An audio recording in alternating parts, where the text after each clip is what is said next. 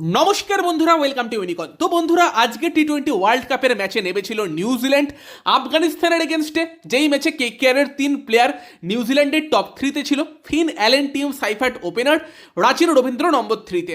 যেই ম্যাচে Finn Allen ব্যর্থ হলো, রাচিন রবীন্দ্র ব্যর্থ হলো, বাট ম্যাচের ম্যান অফ দ্য ম্যাচ হলো টিম সাইফার্ট। তো আরও এক কেকেআর প্লেয়ার কিন্তু ভালো পারফর্ম করছে নিউজিল্যান্ডের হয়ে। টিম সাইফার্ট ফিন অ্যালেনের হয়তো পারফেক্ট ব্যাকআপ কেকেআর পেয়েছে। অবভিয়াসলি জেমি স্মিথের দিকেও আমাদের নজর ছিল, বাট টিম সাইফার্ট কিন্তু 1.5 কোটিতে নিউজিল্যান্ডের প্লেয়ার অ্যাভেলেবিলিটি নিয়ে কোনো প্রশ্ন নেই, ভালো ব্যাকআপ। এবং সেখানে বিগ ব্যাশ লিগটা একটু ঠান্ডা গরম গিয়েছিল, বাট দেন দেখছি ইন্ডিয়ার সঙ্গে সিরিজে 2টো ম্যাচে ভালো ব্যাটিং করেছিল। যেই একমাত্র ম্যাচ নিউজিল্যান্ড জিতেছিল সেই ম্যাচেও তোমার টিম সাইফার্টই ম্যান অফ দ্য ম্যাচ হয়েছিল। দেন ওয়ার্ম আপ ম্যাচও রান করে, সব থেকে বেশি রান বোধহয় নিউজিল্যান্ডের হয়ে করেছিল টিম সাইফার্ট। এবং প্রথম টি-20 ওয়ার্ল্ড কাপের ম্যাচ যেখানে একদম দ্বিতীয় ওভারই ফিন অ্যালেন এবং রাচিন রবীন্দ্র আউট, চাপে পড়ে গিয়েছে নিউজিল্যান্ড। সেখান থেকে কিন্তু টিম সাইফার্ট দারুণ ব্যাটিং করলো, গ্লেন ফিলিপসকে সঙ্গে নিয়ে একটা ভীষণই ডিসাইসিভ পার্টনারশিপ করলো এবং লাস্ট অব্দি কিন্তু 42 বলে 65, 7টা 4, 3টে 6 মারলো তার ইনিংসে এবং ম্যাচ জয় সব থেকে বড় ভূমিকা রাখলো। আফগানিস্তানকে কিন্তু 13 বল বাকি থাকতে নিউজিল্যান্ড হারিয়ে দিল, যেটা মনে হচ্ছিল একটা ট্রিকি রানচেস হয়ে যেতে পারে একদম শুরুর দিকে ফিন অ্যালেন এবং রাচিন রবীন্দ্র আউট হয়ে যাবার পর। ফিন অ্যালেনের কথা বললে, ফিন অ্যালেন 2 বলে 1 করেছে এবং যদি আউটের কথাটা আমরা বলি, বোল্ড হয়ে গিয়েছে মুজিবের বলে।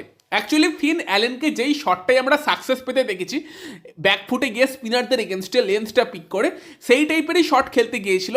বাট বুদ্ধি করে মুজিব কিন্তু একটু ক্যারাম বল টাইপের একটা বল করে, বলটা ফিন অ্যালেন জাজ করতে পারে না, বোল্ড হয়ে যায়। ফিন অ্যালেনের কিন্তু কাঁধের ইঞ্জুরিটাও এখনও আছে, কাঁধে দেখছিলাম ভালো রকম স্ট্র্যাপ করে কিন্তু খেলছে। রাচিন রবীন্দ্র প্রথম বলেই আউট হয়ে যায়, রাচিনের ব্যাট থেকে কোনোভাবেই রান আসছে না, বোল্ড হয়ে গেল একদম প্রথম বলেই। এবং সেই জায়গাতে দাঁড়িয়ে কিন্তু পুরো দায়িত্বটাই ছিল টিম সাইফার্ট আর গ্লেন ফিলিপসের ওপর।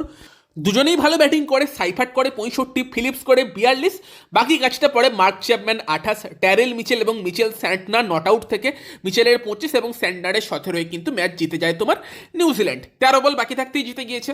টিম সাইফার্টের ইনিংসটার কথা বললে, ইনিংসটা কিন্তু একটা খুবই ক্যালকুলেটেড ইনিংস ছিল। প্রথম ওভারই ফজলাক ফারুকিকে কিন্তু 3টে 4 মেরে অ্যাগ্রেসিভলি শুরু করে টিম সাইফার্ট। তবে দ্বিতীয় ওভারে 2টো উইকেট পড়ে যাবার পর কিন্তু একদম সিচুয়েশন ওয়াইজ যেরকম খেলার দরকার ছিল সেই ইনিংসটাই টিম সাইফার্ট খেলেছে। একদমই ব্লাইন্ড স্লগিং কিন্তু সেই জায়গাতে করেনি, যেটা কিছুটা বিগ ব্যাশ লিগে চোখে লাগছিল। বাট এই ম্যাচে একদম ক্যালকুলেট করে যখন যতটা অ্যাগ্রেসিভ হবার দরকার ততটাই অ্যাগ্রেসিভ খেলেছে।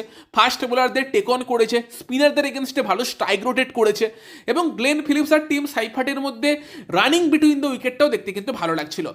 ভালো রান নিচ্ছিল, মানে গ্যাপে বলটাকে ফেলে 2 রান নিচ্ছিল, দেখতে ভালো লাগছিল খেলাটা। তো সেখানে কিন্তু স্পিনারদের এগেনস্টও ভালোই ব্যাটিং করে এবং পরে মোহাম্মদ নাবির বলেই আউট হয়েছে। তবে নাবির বলে আউট হবার আগে তাকে 2টো 6 মেরেছিল, একটা 4 মেরেছিল। তারপর গিয়ে টিম সাইফার্ট মোহাম্মদ নাবির বলে আউট হয়। বাট আজকের ইনিংস অনেক বেটার, স্পিনার এগেনস্টে খেলা, ফাস্ট বোলারদের তো এমনি সাইফার্ট ভালো খেলে। তো সাইফার্টের এই ইনিংসটাও কিন্তু কলকাতার জন্য একটা ভীষণই সুখবর যে ওপেনিং কেকেআর রেডি আছে। ফিন অ্যালেন সে কোনো কারণে আনঅ্যাভেলেবেল থাকলেও কিন্তু টিম সাইফার্ট আছে। ইভেন আমার তো মনে হয় যদি ক্যামেরুন গ্রিন কোনো কারণে আনঅ্যাভেলেবেল থাকে, সেখানে 3 নম্বরে রাচিন রবীন্দ্র তার একটা ব্যাকআপ হতে পারতো, বা পরের দিকে রবমান পাওয়েল একটা ব্যাকআপ হতে পারে বলে আমরা ভাবছি।